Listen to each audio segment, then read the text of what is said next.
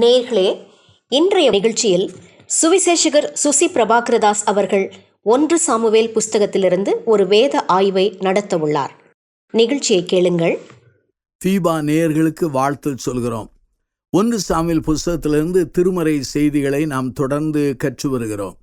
இந்த செய்திகள் அநேகருக்கு பிரயோஜனமாயிருக்க நானும் பிரார்த்தனை செய்து வருகிறேன். நீங்களும் அநேகரை கேட்கும்படியாக தூண்டுங்கள்.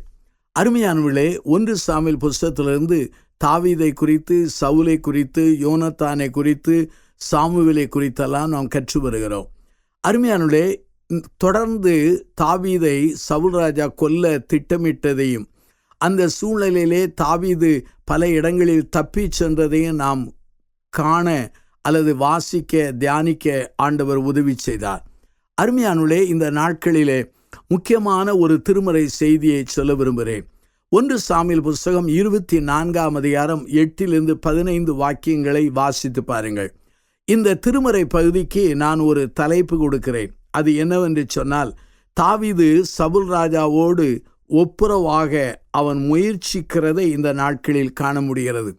வேத வசனம் சொல்கிறது, நாம் கூடுமான பரிந்தும் யாவரோடு சமாதானமாயிருக்க வேண்டும், சமாதானம் பண்ணுகிறவர்கள் பாக்கியவான்கள் என்று கூட வேதவசனம் சொல்கிறது. அருமையானவர்களே, இன்றைக்கு எங்கு பார்த்தாலும் சமாதான குறைவு காணப்படுகிறது. தனிப்பட்ட மனிதனிலே சமாதானம் இல்லை, குடும்ப உறவுகளிலே சமாதானம் இல்லை, சபைகளிலே, சமுதாயத்திலே அநேக இடங்களிலே நாம் சமாதானம் காணக்கூடாத சூழ்நிலையை நாம் கண்டு வருகிறோம். இந்த செய்தியின் தலைப்பு என்ன? முதலாவது நான் சொன்னேன், தாவீது சவுலோடு ஒப்புரவாக முயற்சிக்கிறதை இந்த திருமறை பகுதியிலே கற்றுக்கொள்ள முடிகிறது. சவுல் ராஜா தாவீதை கொல்ல பிரயாசப்பட்டான். ஆனால் கர்த்தராகிய தேவன் சவுலின் கரங்களிலிருந்து ஒவ்வொரு முறையும் தாவீதை காப்பாற்றினார். 1 சாமுவேல் புஸ்தகம் 24ஆம் அதிகாரம் 1-7 வரை உள்ள பகுதியின் உள்ள வசனங்களை வாசித்தால், தாவீதுக்கு சவுல் ராஜாவை கொல்ல வாய்ப்பு கிடைத்தது. ஆனால் சவுலை தாவீது கொல்லவில்லை. தாவீது தனது ஆன்மீக தரத்தையும் தனது அணுகுமுறையும் தன்னுடைய செயல்களிலே காண்பித்தார். சவுலை தாவீது தன்னுடைய மனுஷர் கரங்களிலிருந்து காப்பாற்றினார். இந்த பகுதியிலே 1 சாமுவேல் புஸ்தகம் 24ஆம் அதிகாரம் 8-15 வாக்கியங்களை நீங்கள் வாசித்து பாருங்கள். இந்த பகுதியிலே தாவீது சவுல் ராஜாவோடு ஒப்புரவாக அவர் முயற்சித்ததை இந்த பகுதியிலே காண முடிகிறது.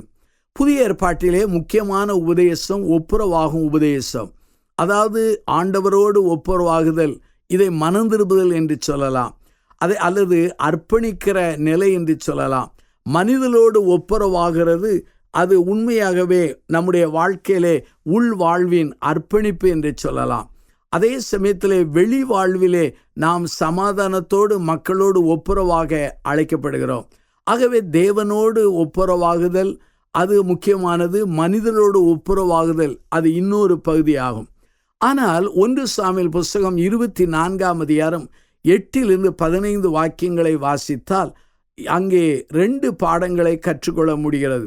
கூடுமானால் உங்களானால் மட்டும் எல்லா மனுஷரோடும் சமாதானமாயிருங்கள் என்று சொல்லப்படுகிறது. ரோமர்கள் நிருபம் 12ஆம் அதிகாரம் அங்கே 18 நீங்கள் வாசித்து பாருங்கள். வாழ்க்கையிலே யாவரோடு சமாதானமாய் இருக்க வேண்டும். சிலரோடு நாம் சமாதானமாய் இருக்க முயன்றாலும் அவர்கள் அதை ஏற்றுக்கொள்வதில்லை. ஆகவேதான் வேதவசனத்திலே கூடுமான பரிந்தும் நாம் சமாதானமாய் இருக்க வேண்டும் என்று சொல்லி அங்கு சொல்லப்படுகிறது.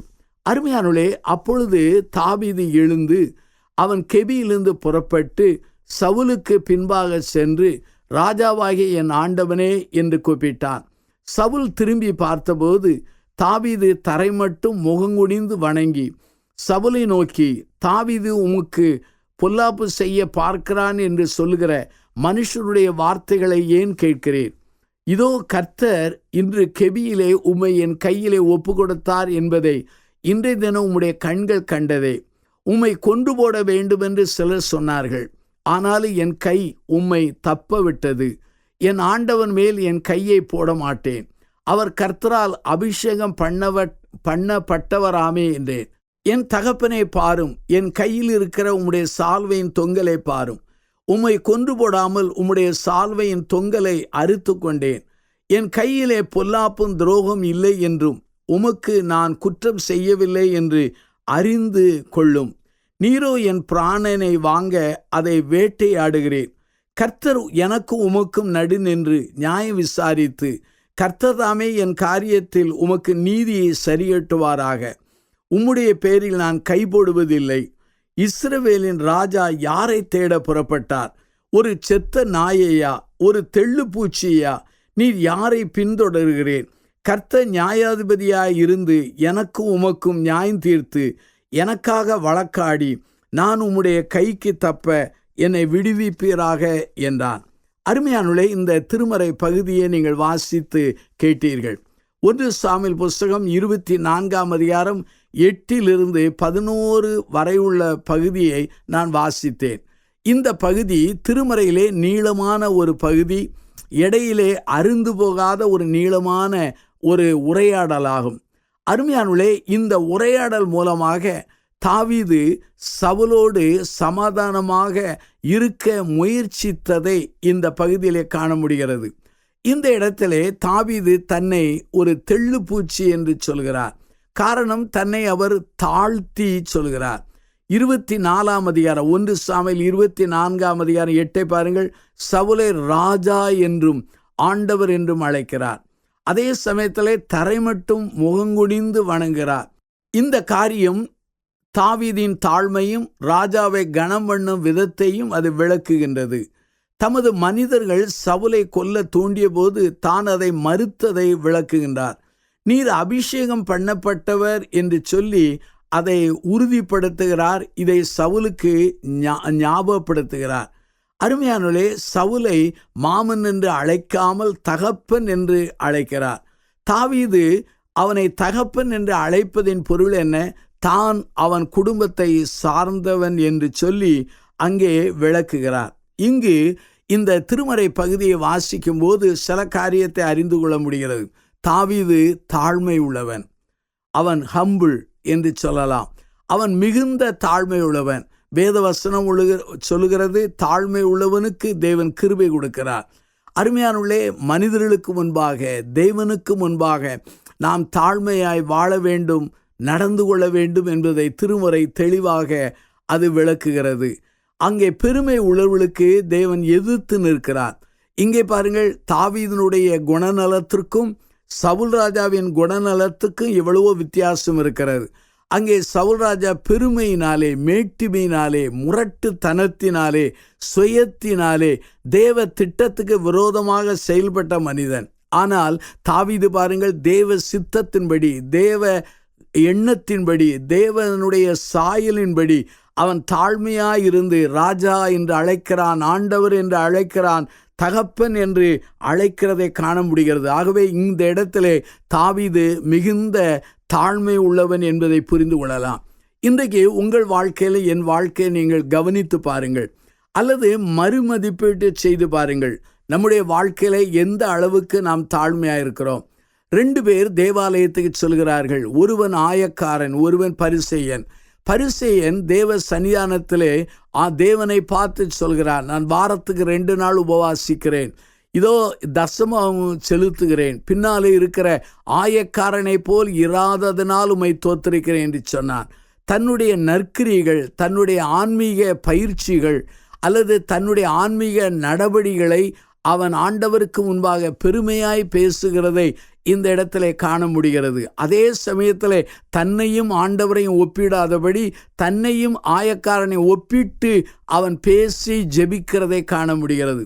அதே திருமறை பகுதியை பாருங்கள். ஆயக்காரன் வானத்து ஏறெடுத்து பார்க்க துணியாமல் மார்பிலை அடித்து கொண்டு, தேவனே பாவியாகிய என்மேல் கிருபையாய் இரும் என்று சொல்லி அவன் ஜெபித்ததை அறிந்து கொள்ள முடிகிறது.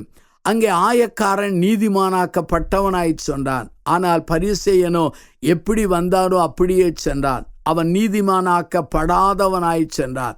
அருமையானுள்ளே, இந்த ஓமையை ஆண்டவர் சொல்லும் பொழுது, இயேசுவானவர் சொல்லும்போது அழகாய் சொல்கிறார், அவன் தன்னை உயர்த்துகிறவன் தாழ்த்தப்படுவான், தன்னை தாழ்த்துகிறவன் உயர்த்தப்படுவான் என்று. இங்கே பாருங்கள், சங்கீதக்காரனாகிய தாவீது ராஜாவுக்கு முன்பாக, விரோதிக்கு முன்பாக அவன் தன்னை தாழ்த்தினான். இங்கே தாவீது சவுல் ராஜாவோடு ஒப்புரவாகிறதை சிலர் காம்ப்ரமைஸ் பண்ணிவிட்டான் என்று சொல்வார்கள். காம்ப்ரமைஸ் அல்ல, கூடுமான பரியந்தம் அவன் ஒப்புரவாக அவன் முயற்சித்ததை இங்கே காண முடிகிறது. இது ஒரு நல்ல வாய்ப்பு. ஆகவே அந்த வாய்ப்பிலே அங்கே சவுல் ராஜாவுக்கு முன்பாக தன் காரியத்தை, தன்னுடைய நிலைப்பாட்டை, அதே சமயத்தில் சவுல் ராஜாவின் தவறை அல்லது சவுல் ராஜாவின் உண்மையான நிலைமையை, தன்னுடைய உண்மையான நிலைமையை அங்கே விளக்கி அவன் சுட்டி காண்பிக்கிறதை நாம் காண முடிகிறது. இந்த இடத்திலே தாவீது ராஜாவை அவன் கனம் பண்ணுகிறான். எப்படி கனம் பண்ணுகிறான்? தரை மட்டுமாய் முகங்குனிந்து வணங்குகிறான். இந்த சம்பவத்தை வாசிக்கும் பொழுது எனக்கு ஒரு திருமறை பகுதி ஞாபகம் வருகிறது. ஆதியாகமம் 33ஆம் அதிகாரத்திலே 20 ஆண்டுகள் கழித்து அங்கே யாக்கோபு ஏசாவை சந்திக்கிறான். ஏசாவை சந்திக்கும் பொழுது அவன் தரை மட்டுமாய் மோங்குப்புற விழுந்து வணங்குகிறதை அந்த திருமறை பகுதியிலே காண முடிகிறது. அருமையானுள்ளே, ஆண்டவருடைய சமூகத்திலே நாம் தாழ்மையாக இருப்பது தவறல்ல. அதே சமயத்தில் மற்றவர்களுக்கு கொடுக்க வேண்டிய மரியாதை, கனத்தை நாம் கொடுப்பது தவறல்ல. நம்முடைய வாழ்க்கையிலே கனம் பண்ணுவதிலே முந்திக் கொள்ள வேண்டும். கனம் பண்ணுவதிலே நாம் ஜாக்கிரதையாக இருக்க அழைக்கப்படுகிறோம். அதிகாரத்தில் உள்ளவர்கள், ராஜாக்களாக இருக்கிறவர்கள், பதவியில் இருக்கிறவர்கள், அவர்களுக்குரிய கனத்தை நாம் கொடுக்க வேண்டும். வயது முதிர்ந்த பெற்றோர்கள், ஆண்டவருடைய ஊழியத்தை செய்கிற தாசர்கள், ஊழியர்கள், போதகர்கள், இவர்களை நாம் கனம் பண்ண அழைக்கப்படுகிறோம். நம்முடைய குடும்பத்தில் இருக்கிற வயதானவர்களை நாம் மதிக்க நாம் கற்றுக்கொள்ள வேண்டும். மற்றவர்களுக்கு கற்றுக் கொடுக்க அழைக்கப்படுகிறோம்.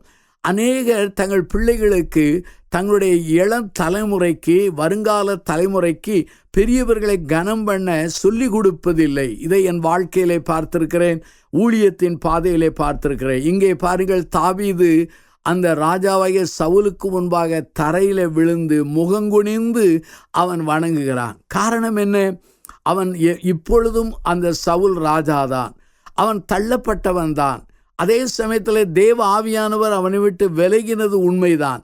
இருந்த போதிலும் அவன் ராஜாவின் ஸ்தானத்தில் இருக்கிறான். இன்னும் ஆண்டவர் அவனை ராஜாவின் ஸ்தானத்திலிருந்து அப்புறப்படுத்தவில்லை. ஆகவே தான் அவரை, அந்த மனிதரை, அந்த சவுலை அவன் மோங்குப்புற விழுந்து, தரை மட்டுமாய் விழுந்து அங்கே வணங்குகிறான். அதிலே தாவீது தாழ்மை உள்ளவன் மாத்திரமல்ல, அவன் மதிப்பு கொடுக்கிற மனிதன், பிறரை கனம் பண்ணுகிற மனிதன். அது மாத்திரமல்லாமல் அவன் மிகுந்த பேஷனேட், அதாவது மிகுந்த கரிசனையோடு, மிகுந்த அன்பொழுக அவன் பேசுகிறான். என் தகப்பனே என்று சொல்லி அவன் பேசுகிறான். அருமையானவர்களே, இன்றைக்கி விரோதிகளை நாம் காணும் பொழுது நாம் அன்பொழுக பேசுகிறோமா, அல்லது மன நெகிழக்கூடிய வார்த்தைகளை பயன்படுத்துகிறோமா, அல்லது கடினமான வார்த்தைகளை பேசி இன்னும் அந்த உறவை முறிக்கிற அளவுக்கு செயல்படுகிறோமா என்பதை இந்த திருமறை பகுதியிலே புரிந்து கொள்ள வேண்டும்.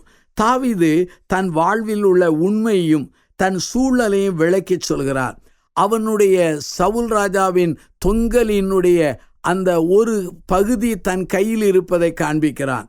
இன்றைக்கு உம்மை கொல்ல எனக்கு ஆண்டவர் வாய்ப்பு கொடுத்தார், நான் கொல்லவில்லை என்று சொல்கிறான். என் மனிதர்களும் உம்மை கொல்லும்படி தூண்டினார்கள், அதை செய்யவில்லை என்று சொல்கிறான். ஏனென்றால் நான் இன்று அல்ல, என்றைக்கும் உம்மை கொல்லுவதில்லை, என்றைக்கும் உண்மையிலே கைபொழுவதில்லை. ஏனென்றால் நீ ராஜா, என் ஆண்டவர், என் அபிஷேகம் பண்ணப்பட்டவர் என்று சொல்கிறான். இந்த இடத்திலே தாவீது தன்னுடைய நிலைமையும் உண்மையை விளக்கி சொல்கிறான். ராஜாவின் தவறை, ராஜாவின் குற்றத்தை, ராஜாவின் பாவத்தை, ராஜாவினுடைய நிலைப்பாட்டை அவன் உண்மையாக விளக்கி சொல்கிறான். இந்த இடத்திலே தாவீது சவுல் ராஜாவின் தவறான நிலைப்பாட்டையும், அவனுடைய தவறான அணுகுமுறையும், அவனுடைய தவறான நோக்கத்தையும் அவனை சுட்டி காண்பிக்கிறான். ஒப்புரவாக எண்ணும் பொழுது நம்முடைய வாழ்க்கையிலே சூழ்நிலையை குறித்த அல்லது கடந்த கால நிகழ்காலத்தை குறித்த உண்மையை நாம் விளக்கி கூற அழைக்கப்படுகிறோம். பலர் உண்மையை விளக்கி கூறுவதில்லை. சில உண்மைகளை மறைத்து விடுகிறார்கள். உண்மையை விளக்கி கூறும்போதுதான் மக்கள் புரிந்து கொள்வார்கள், உணர்த்தப்படுவார்கள். இங்கே தாவீது சவுலோடு ஒப்புரவாக அவன் விரும்பினான். ஆனால் சவுல் உண்மையாகவே தாவீதோடு உண்மையாக ஒப்புரவாக விருப்பம் இல்லை என்பதை நாம் பிற அதிகாரங்களிலே காண முடிகிறது. ஆகவேதான் கூடுமான பரியந்தம் நாம் யாவரோடு ஒப்புரவாக அழைக்கப்படுகிறோம். இரண்டாவது ஒரு பாடம் இருக்கிறது. அந்த பாடம் என்னவென்று சொன்னால் 1 சாமுவேல் 24 அதிகாரம் 12-15 வாக்கியங்களை வாசித்து பாருங்கள்.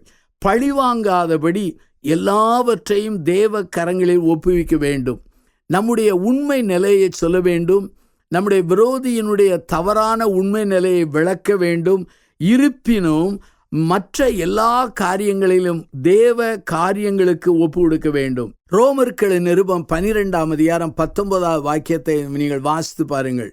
பழிவாங்காதபடி எல்லாவற்றையும் தேவ கரங்களில் ஒப்புவிக்க வேண்டும் என்பதை ரோமர் 12:19 விளக்குகிறது. பிரியமானவர்களே, பழிவாங்குதல் எனக்குரியது, நானே பதில் செய்வேன் என்று கர்த்தர் சொல்கிறார் என்று எழுதியிருக்கிறபடியால் நீங்கள் பழிவாங்காமல் கோபாக்கினைக்கு இடம் கொடுங்கள். கர்த்தர் எனக்கும் உமக்கும் நடு நின்று நியாய விசாரித்து கர்த்தர் தாமே என் காரியத்தில் உமக்கு நீதியை சரிகட்டுவாராக என்று சொல்லி 1 சாமுவேல் புஸ்தகம் 24 அதிகாரம் 12 இங்கே தாவீது சொல்கிறார். அருமையானுள்ளே, பழிவாங்குதலும் பதில் அளிப்பதும் தேவ சுவாபம். பழிவாங்கவும் பதிலளிக்கவும் நாம் முற்படும் பொழுது நாம் மனிதர்கள் என்பதை மறந்து நம்மை தெய்வத்தின் ஸ்தானத்துக்கு நம்மை உயர்த்தி விடுகிறோம். அது ஒரு அழிவுக்கு காரணமாய் மாறிவிடுகிறது. ஆகவேதான் இந்த இடத்திலே சங்கீதக்காரனாகிய தாவீது சொல்கிறார், எனக்கும் உமக்கும் ஆண்டவரே நியாயாதிபதி, அவரே தன்னுடைய நீதியை சரிகட்டுவார் என்று சொல்லி எல்லாவற்றையும் ஆண்டவருடைய கரத்திலே அவர் ஒப்புவித்ததை இந்த இடத்திலே நாம் காண முடிகிறது. அருமையான என் சகோதர சகோதரிகளே, நம்முடைய ஜீவியத்தை நாம் சிந்திக்க அழைக்கப்படுகிறோம். நம்முடைய வாழ்க்கையிலே அவரே நமக்கு நியாயாதிபதியாக இருக்கிறார். ஆண்டவரே நியாயாதிபதியாக, ராஜாவாக, நியாய பிரமாணியராக இருக்கிறார் என்று ஏசாயா பகுதியிலே நாம் காண முடிகிறது. ஆண்டவர் நமக்கு ராஜா, அவரே நியாயாதிபதி, அவரே நமக்கு நியாய பிரமாணிகர். நியாய பிரமாணிகர் என்றால் கற்றுக் கொடுக்கிறவர், ராஜா என்றால் ஆளுகிறவர், அவரே நம்மை நியாயாதிபதி என்றால் எல்லாவற்றையும் நியாயம் விசாரிக்கிற தெய்வமாயிருக்கிறார். நம்முடைய ஆண்டவர் உண்மையாகவே இரட்சகராக முதல் தடவை இந்த பூமியிலே வந்தார். ஆனால் 2வது தடவையாக ராஜாவாக வருகிறார். அவர் நியாயந்திருக்கும்படி வருகிறார். மனிதர்களை, மனிதருடைய செய்கைகளை அவர் அறிந்து நியாயந்திருக்கிற செம்மையான நீதியான நியாயாதிபதியாக இருக்கிறார். இந்த இடத்துல தாவீது அங்கே சவுலிடத்தில் சொல்கிறார், உமக்கும் எனக்கும் இடையிலே அவரே நியாயம் விசாரிப்பாராக என்று சொன்னார். அருமையான இந்த சூழலை நீங்கள் அறிந்து கொள்ள வேண்டும். அங்கே சங்கீதக்காரனாகிய தாவீது இந்த காரியத்தை சொல்லும் பொழுது அவருடைய வாழ்க்கையில் என்ன நடந்தது என்று சொன்னால், அங்கே அவர் கடந்து போகிறார். அங்கே தாவீதும் அங்கே சவுலும் பின்னாலே என்ன சொன்னார்கள் என்பதை அடுத்த செய்தியிலே நான் உங்களோடு கூட பகிர்ந்து கொள்ள விரும்புகிறேன். 2 பாடங்களை நாம் கற்றுக்கொண்டோம். என்ன காரியம் என்றால், ஒப்புரவாக தாவீது முயன்றார். 2வதாக அவர் செய்தது என்ன, எல்லாவற்றையும் தேவ கரங்களிலே விட்டு கொடுக்கிறவராக இருந்தார். அருமையானுள்ளே, நம்முடைய ஆண்டவர் ஒருவரே நியாயாதிபதியாக இருக்கிறார். அவர் நியாயம் செய்தால் அதை யாராலும் தடுக்க முடியாது. அவர் நியாயம் செய்கிற செம்மையான ஆண்டவராக இருக்கிறார் என்று வேதவசனம் தெளிவாக சொல்கிறது. இந்த சூழ்நிலையை நீங்கள் நன்றாக அறிந்து கொள்ள அழைக்கப்படுகிறோம். இந்த திருமறை செய்தியிலிருந்து நாம் என்ன கற்றுக்கொள்கிறோம் என்றால், கூடுமான பரிந்தும் எல்லாரோடு ஒப்புரவாக நாம் அழைக்கப்படுகிறோம். அதே சமயத்தில் நம்முடைய எதிர்காலத்தின் அல்லது விரோதிக்கு நமக்கிடையில் உள்ள பிரச்சனையை ஆண்டவர் நியாய விசாரித்து செம்மையானதை செய்ய அழைக்கப்படுகிறோம். எசேக்கியா ராஜாவின் காலத்திலே விரோதிகள் அவனை சூழ்ந்து கொண்டார்கள். அன்பானவர்களே, அந்த சூழ்நிலையிலே அவர்கள் அனுப்பின, எதிரி ராஜா அனுப்பின கடிதங்களை வாங்கி கொண்டு தேவ சமூகத்திலே தேவாலயத்தில் வைத்து அவன் ஜெபித்தான். ஜெபித்த பொழுது ஆண்டவர் அவனுக்காக ஒரு தூதனை அனுப்பி அவன் விரோதிகளை மடங்கடித்ததை திருமறையிலே வாசிக்கவில்லையா? ஆகவே ஆண்டவரே நமக்கு நியாயாதிபதியாயிருக்கிறார். அவரே நமக்கு யுத்தம் செய்கிறவராயிருக்கிறார். அப்படியானால் நம்முடைய வாழ்க்கையிலே நம்முடைய விரோதிகளை ஆண்டவர் நியாயந்தீர்க்க நாம் ஜெபிக்க வேண்டாம். ஆனால் அதை ஆண்டவர் கையிலே கொடுப்போம். அவர் எல்லாருடைய இருதயங்களையும் உணர்வுகளையும் அறிந்து கொண்ட தெய்வமாயிருக்கிறார். அருமையானவர்களே, ஆண்டவர் கையிலே கொடுப்போமானால் அவர் பதில் செய்வார், பழி வாங்குவார். நாம் பழி வாங்கவும் பதில் செய்கிற அந்த ஆயுதங்களை எடுத்துக்கொண்டால் ஆண்டவர் பதில் செய்ய மாட்டார், அவர் பழி வாங்கவும் மாட்டார். அருமையானவர்களே, இந்த சூழ்நிலையிலே சங்கீதக்காரனாய தாவீது சவுல் ராஜாவோடு பேசின நிலையை பாருங்கள். அங்கே வேத வசனத்தை எதிர்காலங்களில் உள்ள அந்த திருமறை பகுதியை வாசித்தால் தாவீதை ஏற்ற காலத்திலே ராஜாவாக உயர்த்துகிறார். சவுல் ராஜா யுத்தத்திலே அவன் தன்னை தற்கொலை பண்ணி அவன் செத்து போனதை இந்த இடத்திலே பார்க்க முடிகிறது. அருமையானுள்ளே, நியாயந்தீர்க்கிறவர் ஆண்டவர், நீதி செய்கிறவர் ஆண்டவர். அவர் நீதியிலே பிறளாதவர். உலகத்தில் உள்ள எந்த மனிதனுடைய நீதியும் நாம் பணத்தினாலே மனித பலத்தினாலே மாற்ற முடியும். ஆனால் ஆண்டவருடைய நீதியை பணப்பலத்தினாலோ மனிதனுடைய பெரும்பான்மையினால் மாற்ற முடியாது. அவர் நீதி செய்கிற ராஜாவாக இருக்கிறார். ஆகவே இந்த நீதியையும் நியாயத்தையும் ஆண்டவர் கையிலே ஒப்பு கொடுக்கிறேன் என்று சொல்லி சங்கீதக்காரன் சவுல் ராஜாவோடு பேசியதை இந்த திருமறை பகுதியிலே காண முடிகிறது. ஆகவே 2 பாடங்களை கற்றுக்கொண்டோம். கூடுமான பரியந்தம் அங்கே சமாதானமாக இருக்க முற்பட வேண்டும். கூடுமான பரியந்தம் நம்முடைய வாழ்க்கையிலே நம்முடைய எதிர்காலத்தை, நியாய தீர்ப்புகளை ஆண்டவர் கையிலே ஒப்பு கொடுக்க நாம் அழைக்கப்படுகிறோம். இந்த திருமறை செய்தியிலிருந்து நம்முடைய நடைமுறை வாழ்க்கைக்குரிய சத்தியம் என்ன? நம்முடைய வாழ்க்கையிலே ஒப்புரவாகுதலின் உபதேசத்தை நாம் தலையிலே சுமந்து கொண்டு மனிதரோடு ஒப்புரவாக வேண்டும். நமக்கு இருக்கிற ஒரே ஒரு விரோதி சாத்தான் தான். மனிதர்கள் அல்ல, மனுபுத்திரர்கள் அல்ல, குடும்ப நண்பர்கள் அல்ல. அவர்களை சில சமயங்களிலே சாத்தான் அவர்களை பயன்படுத்துகிறானே தவிர அவர்கள் நமக்கு விரோதிகள் அல்ல. அவர்கள் சாத்தானின் கையில் இருக்கிற அம்புகளைப் போல மாறியிருக்கிறார்களே தவிர அவர்கள் உண்மையான விரோதிகள் அல்ல. ஆகவே நம்முடைய வாழ்க்கையிலே மனிதர்களோடு ஒப்புரவாக நாம் தீர்மானிக்க வேண்டும். அதற்காக ஜெபிக்க வேண்டும், அவர்களோடு பேச வேண்டும், அவர்களோடு உரையாட வேண்டும். சில சமயங்களிலே தனித்து நின்று அவர்களுடைய உண்மையை சொல்ல வேண்டும். கேட்கவில்லை என்றால் 2-3 பேரை அழைத்து சென்று சொல்ல வேண்டும். அதுவும் கேட்கவில்லை என்றால் சபைக்கு தெரியப்படுத்த வேண்டும் என்று கூட ஆண்டவருடைய வசனம் சொல்கிறது. அருமையான என் சகோதர சகோதரிகளே, ஆகவே கூடுமான பரியந்தம் சமாதானமாயிருங்கள். அடுத்ததாக நாம் கற்றுக்கொள்கிற காரியம் என்ன? எதிர்கால நியாய தீர்ப்பு, எதிர்கால நீதி எல்லாவற்றையும் தெய்வ கரத்திலே ஒப்பு கொடுத்து அவரை நம்பி அவரை நோக்கி ஜெபித்து கொண்டே நம்பிக்கையோடு வாழ்க்கையை தொடருங்கள். ஆண்டவர் உங்களுக்காக யுத்தம் செய்து அவர் பதில் செய்வார், பழி வாங்குவார். இந்த செய்தியை கேட்டுக்கொண்ட சகோதர சகோதரிகளே, நம்மை மறுமதிப்பீடு செய்வோம், ஆண்டவருக்கு அர்ப்பணிப்போம். அன்பின் ஆண்டவரே, இந்த நல்ல செய்திக்காக நாங்கள் நன்றி சொல்கிறோம். நாங்கள் எங்கள் வாழ்க்கையில் யார் யாரோடு சமாதானம் இல்லாமல் உறவை முறித்து கொண்டோமோ அவர்களோடு சமாதானம் கொள்வதற்குரிய சூழ்நிலைகளை உருவாக்கும் உரையாடலின் சம்பவங்களை உருவாக்கி தாரும். அதே சமயத்தில் எதிர்கால விளைவுகளை, நியாய தீர்ப்புகளை, நீதிகளை எல்லாம் ஆண்டவரின் கரத்திலே விட்டுவிட எங்களுக்கு பாக்கியம் கொடும். எல்லாவற்றையும் இயேசுவின் நாமத்தில் ஜெபிக்கிறோம் பிதாவே, ஆமேன், ஆமேன். நேயர்களே, இன்றைய நிகழ்ச்சியில் சுவிசேஷகர் சுசி பிரபாகரதாஸ் அவர்கள் நிகழ்த்திய வேத ஆய்வை கேட்டீர்கள். இதன் தொடர்ச்சியை அடுத்த நிகழ்ச்சியில் கேட்க தவறாதீர்கள்.